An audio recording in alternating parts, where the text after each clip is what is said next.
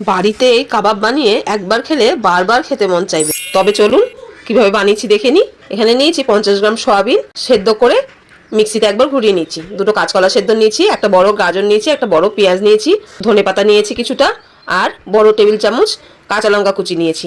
নুন, হলুদ, অল্প লঙ্কা গুঁড়ো, 3-4 চামচ কর্নফ্লাওয়ার দিয়ে একসঙ্গে মেখে নেবো। এখানে কাঁচকলার জায়গায় আপনারা আলু ব্যবহার করতে পারেন, তবে কাঁচকলাটা একটু হেলদি বেশি। ভালো করে মাখা হয়ে গেছে, এবার কাবাবগুলো গড়িয়ে নেবো। এটা এত সুন্দর খেতে হয়, আমাদের বাড়িতে লোক এলেও আমি এটা বানিয়ে খাওয়াই, সবাই খুব পছন্দ করে। সবগুলো রেডি হয়ে গেছে।